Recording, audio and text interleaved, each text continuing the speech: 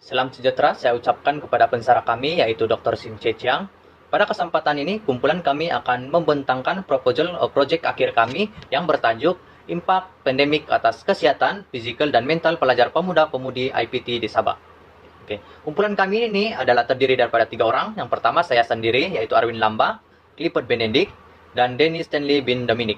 Oke, yang pertama bagian abstrak. Proyek kreatif karya I ini akan mempersoalkan kesan COVID-19 terhadap diri seseorang mahasiswa University di Sabah ke atas pembelajaran secara online dan hibrid pada masa kini. Karya I ini juga akan mengumpulkan jawaban dan pendapat kepada mahasiswa di University tentang keberkesanan pembelajaran online dan hibrid sebelum dan selepas kemunculan pandemi COVID-19 ini. Hal ini karena terdapat perubahan kesehatan fisikal dan mental pada diri pelajar pemuda-pemudi IPT di Sabah. Perubahan yang dirasai oleh mahasiswa memberi jawaban dan pendapat yang berbeda menjadi pertanyaan orang ramai.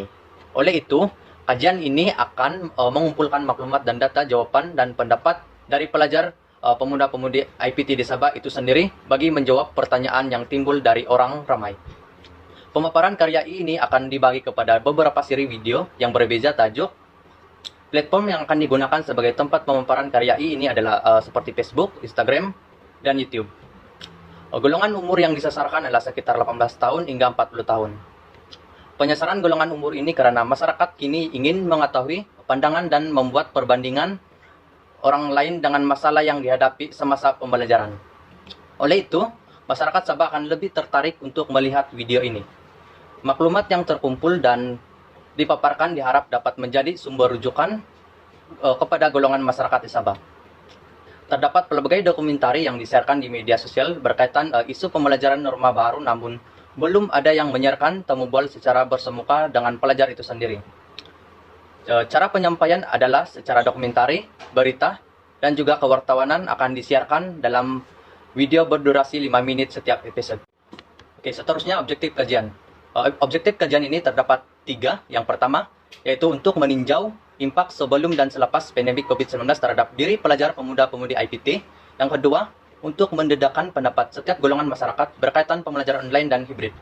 Yang ketiga, yaitu untuk mengenal pasti keberkesanan pembelajaran norma baru ini, dan objektif kajian ini juga untuk menganalisis tahap pengetahuan masyarakat berkaitan pembelajaran norma baru. Oke, sebab kenapa kami memilih tajuk ini? Yang pertama yaitu terkait perasaan masyarakat terhadap pembelajaran semasa pandemi COVID-19 dan pengkaji sendiri yang mengalami situasi pembelajaran semasa pandemi COVID-19.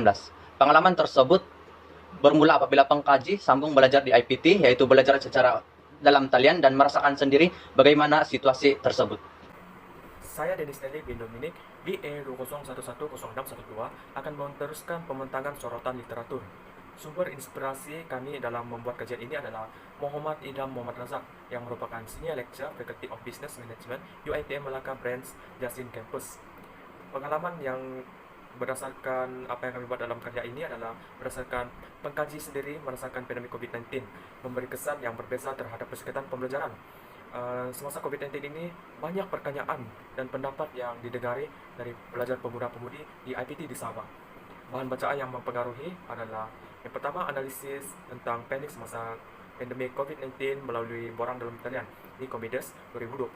Yang kedua adalah kesan terhadap kebimbangan warga emas dalam kuarantin terhadap kemurungan semasa pandemi COVID-19, Ildirhim, Hetz Isik, K, dan Ailas R 2021. Kekuatan bagi kedua kajian ini adalah yang berkait rapat dengan COVID-19 yang merupakan hampir dengan tajuk yang kami sedang kaji ini. Tetapi kelemahan dalam kedua kajian ini adalah ianya tidak menyentuh dalam aspek kesehatan mental dan fisikal terhadap mahasiswa yang kini terkesan selepas pandemik ini. Seterusnya adalah metodologi. Metodologi yang kami gunakan dalam kajian ini adalah kajian perpustakaan. Kajian perpustakaan yang kami gunakan adalah untuk mengumpulkan data-data yang diperlukan dalam memahami konsep dan kerja yang diperlukan dalam topik ini untuk membincangkan bersama dengan pemuda-pemudi IPT di Sabah. Dan yang melibatkan kajian berorientasikan dokumentasi, yaitu satu cara pengambilan data dengan cara meneliti dokumen-dokumen yang ada dengan masalah topik yang dikaji. Yang kedua adalah kajian lapangan. Kajian lapangan ini digunakan untuk mendapatkan maklumat data-data yang terpilih yang berkaitan dengan IPT di Sabah untuk memberikan pendapat mereka tentang impak pandemik ke atas kesehatan fisikal dan mental. Oleh itu, pengkaji akan menggunakan kaedah temu bual, yaitu melakukan soal selidik untuk mendapatkan maklumat lanjut mengenai bidang yang dikaji. Pengkaji juga akan menggunakan metode temu bual kepada mahasiswa yang berada di institusi pengajian tinggi berdekatan Sabah seperti UNS, UiTM, dan sebagainya. Episode yang kami sediakan adalah sebanyak 15 sahaja, yaitu yang pertama, perubahan pada diri selepas pandemik. Kedua adalah perasaan sunyi berkurung di rumah sepanjang pandemik. Ketiga adalah diselubungi depresi. Yang keempat adalah selesa atau tidak belajar sepanjang masa di rumah. Yang kelima adalah pengalaman disahkan positif COVID-19. Yang keenam adalah siapa tempat meluas semasa bersendiri. Yang ketujuh adalah menjauh atau tidak dengan rakan yang pernah disahkan positif COVID-19. Yang kedelapan adalah berdepan dengan skrin akan merosakkan fizikal dan mental. Yang kesembilan adalah skrin komputer dapat menyakitkan mata. Yang kesepuluh adalah cara melepaskan stres di rumah. Yang ke-11 adalah lupa cara bersembang dengan rakan-rakan selepas pandemik. Yang ke-12 adalah cara bersosial menyiapkan tugasan. Yang ke-13 adalah senaman yang dilakukan semasa berkurung.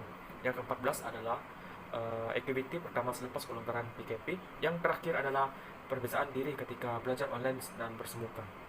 Oke, nama saya Clifford Benedict, nomor matriks BA 20110315 akan menjadi pemenang seterusnya. Yang pertama adalah carta aliran yang digunakan Instagram, yaitu yang pertama sekali kita harus buat adalah memuat turun Instagram dari aplikasi Google Play Store. Yang kedua adalah buka aplikasi Instagram. Yang ketiga adalah daftar dengan email atau nomor telepon. Yang keempat adalah masukkan email atau nomor telepon. Yang kelima adalah membuat kata laluan yang sesuai, yaitu password. Yang keenam adalah melengkapkan profil diri pada Instagram, dan akhir sekali yaitu log keluar dan log masuk semula untuk memastikannya semula. Seterusnya adalah carta aliran yang digunakan pada YouTube, yaitu yang pertama haruslah melayari YouTube dalam penyembah imbas. Yang kedua adalah log masuk di penjuru kanan dan log masuk dengan akun Google.